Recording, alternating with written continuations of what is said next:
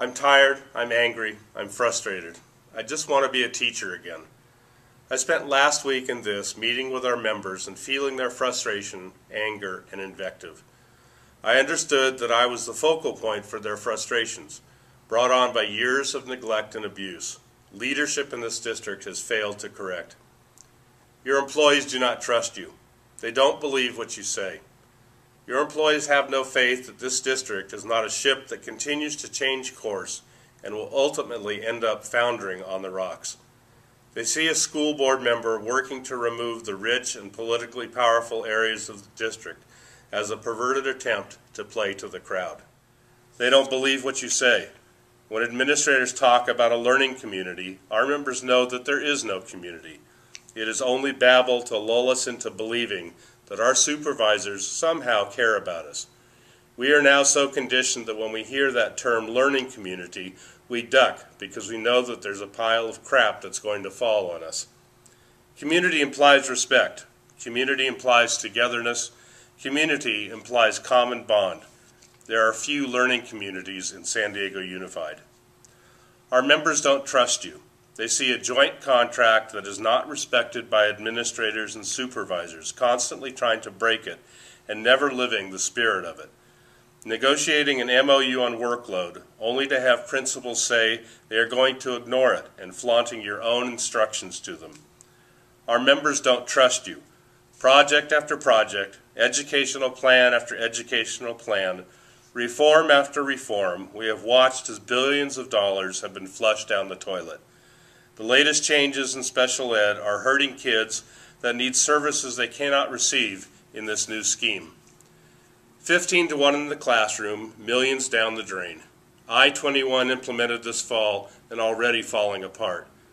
Not once have your frontline educators been involved in thinking about need or planning for these boondoggles. Our members don't believe you. We have worked over a year on the Compensation Comparability Committee to carry out a mandate of our last contract to find ways to bringing us up to county average in salary. A far-reaching report was produced, accepted by the board, and relegated to the trash heap of history. There were months when every piece of district information presented to that committee was absolutely wrong. We would get position reports, and I would check my school, and every time it was wrong.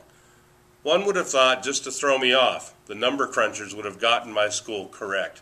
Never happened. Our members don't trust you. The comp report had a union telling its employer that they had too many employees. Twice in the last 7 years, SDEA has given the opportunity to the district to correct this imbalance, a correction that could have been done without a single pink slip by the combination of the SERPs and attrition. If the district had heeded the warning of the joint SDEA-SDUSD comp task force, this district would not be in a financial hole today. If you had maintained position control and not squandered it on 15 to 1 or other ill-conceived programs, we would not have a deficit today. Even when we hand you a solution, you squander it. How many times do you think we can stretch our union necks out before they get cut off? Our members don't believe you. When we asked them if they believed that the district could carry out its last proposal to us, they resoundingly said no. You could have offered a 100% raise and would have had the same result. They thought your payback was ludicrous, and thus your entire proposal was treated that way. Make-work committees, misspent resources, terrorizing administrators have all combined to bring us to this point. Our members spoke to us, loud and angry and clearly. They don't believe your numbers. They don't trust your words. We believe we have a role to play in supporting this district, but we're tired of hearing it's for the kids. Our members work 60 hours a week for the kids. They spend hundreds or thousands of their own dollars for the kids.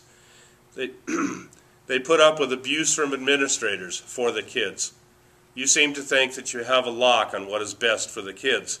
I can't recall the last time I saw an administrator walk into a class with anything other than a clipboard to intimidate. That's a real learning community. We learn to withdraw instead of embrace because of how we are treated. They don't believe you. The board lists its priorities that don't include quality of life for its employees, and then says it wants to maintain their priorities on the backs of their employees. Again and again we are asked to do more with less. You must lose that expectation. We have the opportunity with our proposal to craft a program that will bring some financial help to the district.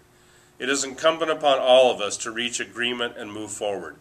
But the end must not come with the reaching of an agreement. You must build a relationship of trust with your employees. You must make them part of the process of running the district. Respect means more than the platitude of saying you honor teachers. It is bringing to life those words that have rung hollow for so long. Don't let this opportunity go by.